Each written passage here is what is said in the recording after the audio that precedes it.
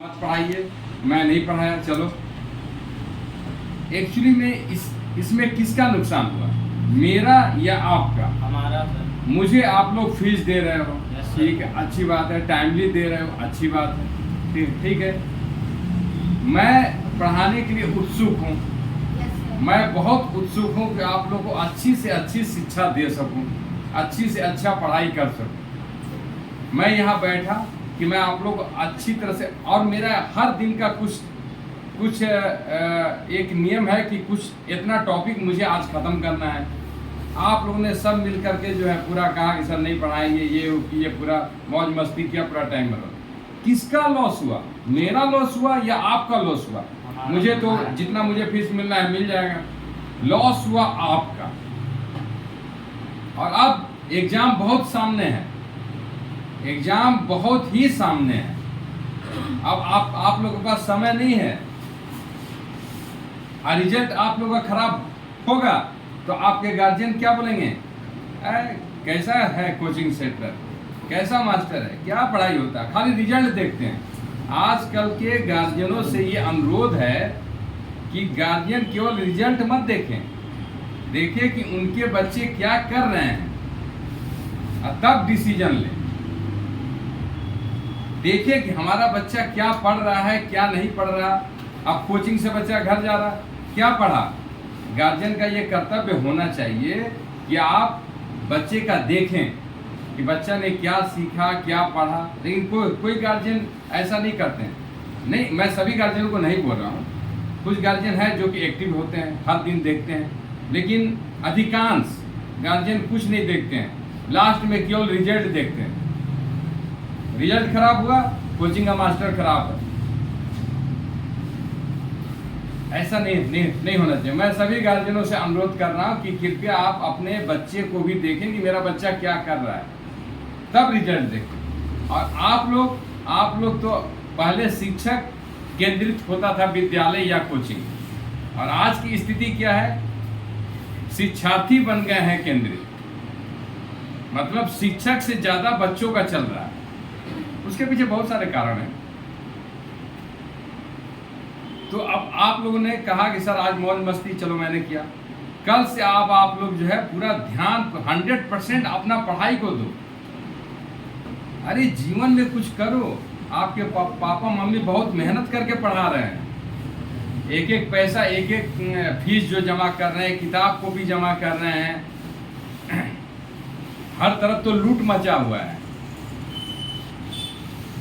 मैं तो भारत के शिक्षा मंत्री से ये अनुरोध करूंगा, पूरे भारत का एक किताब होना चाहिए, एक क्लास का एक किताब होना चाहिए। लेकिन आज की स्थिति क्या है, एक मोहल्ला में 10 प्राइवेट स्कूल चल रहा है, और 10 प्राइवेट स्कूल में अलग अलग किताबें चल रही हैं। हम लोग को पढ़ाने में दिक्कत है, बच्चों को पढ़ने में दिक्कत है, और गार्जियन को वो तो बेचारे पैसे से परेशान है।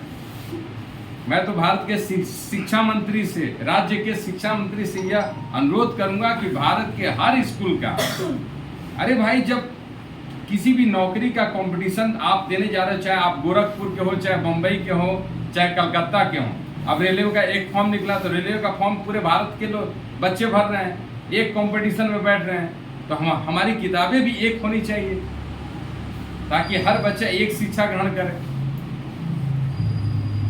हर बच्चे का एक यूनिफॉर्म होना चाहिए। तो इस पर हर गार्जियन, गरीब तबके के लोग जो है, मिडिल क्लास के फैमिली के बच्चों के ऊपर, माने गार्जियन के ऊपर कम भार पड़ेगा, पैसे का कम लागत आएगी। हर किताब हो, एक ही पूरे भारत में किताब चले, हर क्लास का एक किताब चले, हर बच्चे का यूनिफॉर्म एक हो।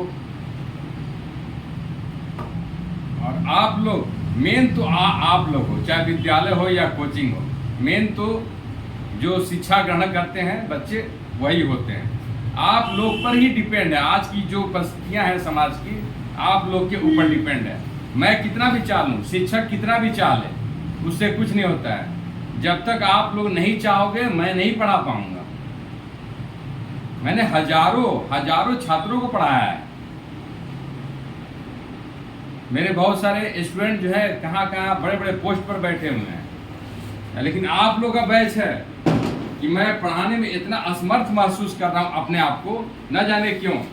अभी अगर आपको थोड़ा ज़्यादा अगर मैंने कुछ इस पर दंडित कर दिया जाए, कुछ पीट दिया जाए, तो भी ब्लेम हमारे ऊपर आ जाएगा, आपके गार्जियन आ जाएंगे। चाहे आपको अच्छा नहीं लगेगा, आपकी इमेज को ठेस लग जाएगा। भाई को एजुकेशन चल रहा है, लड़के लड़कियां साथ में पढ़ रहे हैं, सीनियर बैच में अगर किसी को मैं दो चार डंडा लगा दूं तो इमेज में लग जाएगा। तो बहुत सारे चीज़ों को मुझे देखना है। तो आप लोग से भी अनुरोध है कि आप लोग मन लगाकर पढ़िए, अब मुझे पढ़ाने दीजिए, मुझे पढ़ाने दीजिए। अगर मैं जिस तरह से पढ़ा रहा हूँ उस तरह से अगर आप लोग पढ़ोगे तो मैं लिख कर दे रहा हूँ कि आप लोग अपने क्लास के टॉपर बन जाओगे। मैंने बहुत सारे टॉपर क्रिएट किए हैं। अगर मेरे बताए हुए रास्ते पर और मेरे ढंग से अगर आप लोग पढ़ गए या कोई भी बच्चा पढ़ लिया तो मैं कोर्ट के पेपर में लिखित में दूंगा कि मेरा बच्चा टॉपर हो जाएगा 100%। अभी भी कुछ बच्चे हैं हमारे सेंटर में जो टॉप करते हैं। टॉप मीन्स 99.9% का रिजल्ट हुआ है। अभी भी सेंटर में एग्जाम्पल हैं, बहुत सारे बच्चे हैं, केंद्रीय विद्यालय को हो या किसी भी बड़े इंस्टीट्यूट के हो, अभी भी हैं। आप लोग को भी मालूम है, लेकिन आप लोग के बैच को आप लोग ही सुधार सकते हो। जब आप मेरे साथ कोऑपरेट करोगे तब आप लोग का ये बैच सही रहेगा और आप लोग की पढ़ाई अच्छी होगी और आप लोग का भविष्य उज्जवल होगा। अगर आप कोऑपरेट नहीं करोगे, इसी तरह से अगर पर डे करोगे, मैं क्या पढ़ा पाऊंगा? जरा सोचिए आप। मैं चाह करके भी नहीं पढ़ा पाऊंगा। मैं डंडा रखा तो हूं, लेकिन ज्यादा से ज्यादा 1-2 डंडा मारूंगा। डंडा रखा हूं, 1-2 डंडा पीटूंगा, ज्यादा मार दूंगा तो आप भी कुछ अपोज करोगे या आपके गार्जियन आएंगे। आपसे पहले तो आपके गार्जियन आएंगे और मेरे सिर पे चढ़ जाएंगे। उनको ये सबसे मतलब नहीं है, उनको बस केवल रिजल्ट से मतलब है।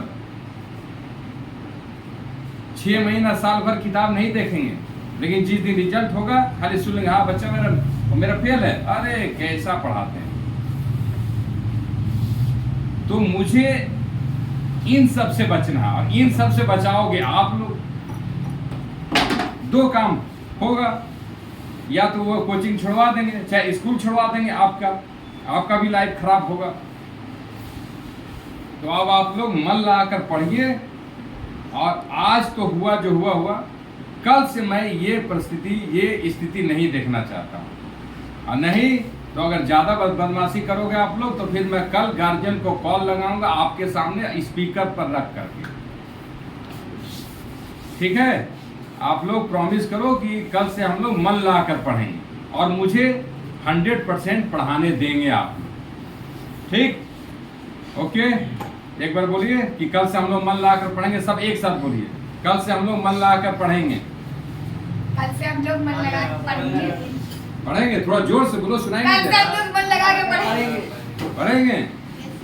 ठीक है, चलो, ओके, थैंक यू, धन्यवाद।